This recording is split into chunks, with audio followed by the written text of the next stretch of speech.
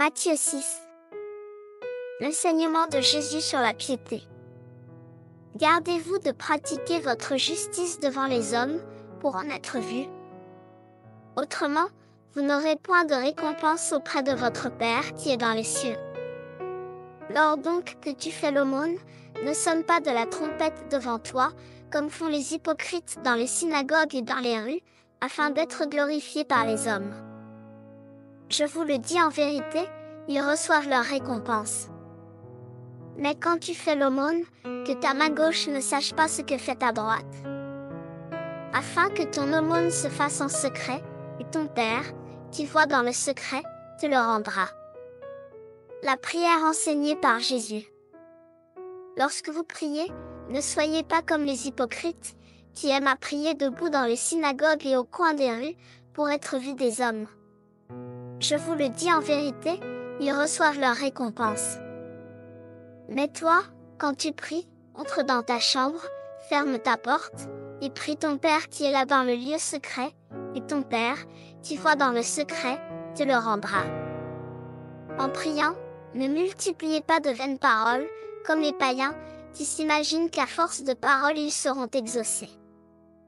Ne leur ressemblez pas, car votre Père sait de quoi vous avez besoin, avant que vous le lui demandiez. Voici donc comment vous devez prier. Notre Père qui es aux cieux, que ton nom soit sanctifié. Que ton règne vienne, que ta volonté soit faite sur la terre comme au ciel. Donne-nous aujourd'hui notre pain quotidien. Pardonne-nous nos offenses, comme nous aussi nous pardonnons à ceux qui nous ont offensés. Ne nous induis pas en tentation, mais délivre-nous du malin. Si vous pardonnez aux hommes leurs offenses, votre Père céleste vous pardonnera aussi. Mais si vous ne pardonnez pas aux hommes, votre Père ne vous pardonnera pas non plus vos offenses. Le jeûne. Lorsque vous jeûnez, ne prenez pas un air triste, comme les hypocrites, qui se rendent le visage tout défait, pour montrer aux hommes qu'ils jeûnent. Je vous le dis en vérité, ils reçoivent leur récompense.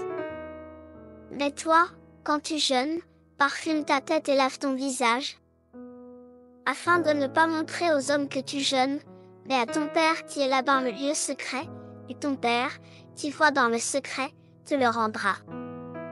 Les trésors dans le ciel.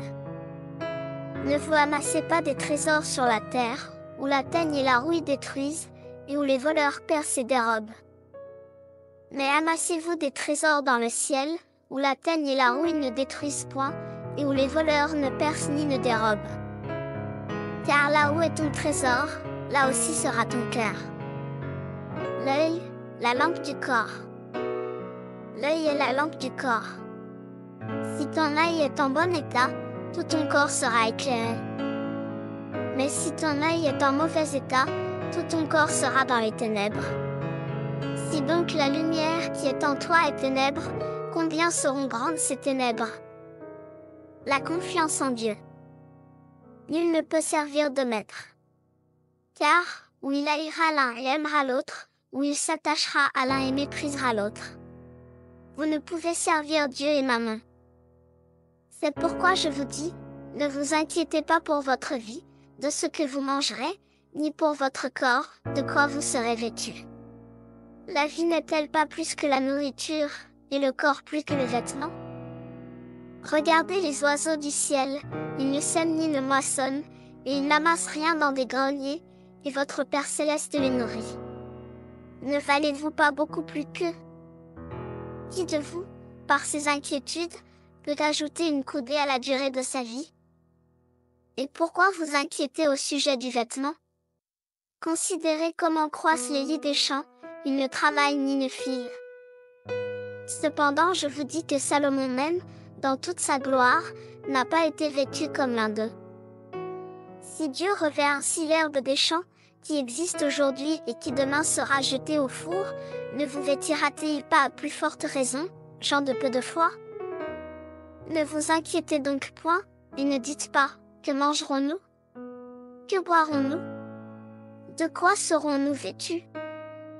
Car toutes ces choses, ce sont les païens qui les recherchent. Votre Père céleste sait que vous en avez besoin. Cherchez premièrement le royaume et la justice de Dieu, et toutes ces choses vous seront données par-dessus. Ne vous inquiétez donc pas du lendemain, car le lendemain aura soin de lui-même. À chaque jour suffit sa peine.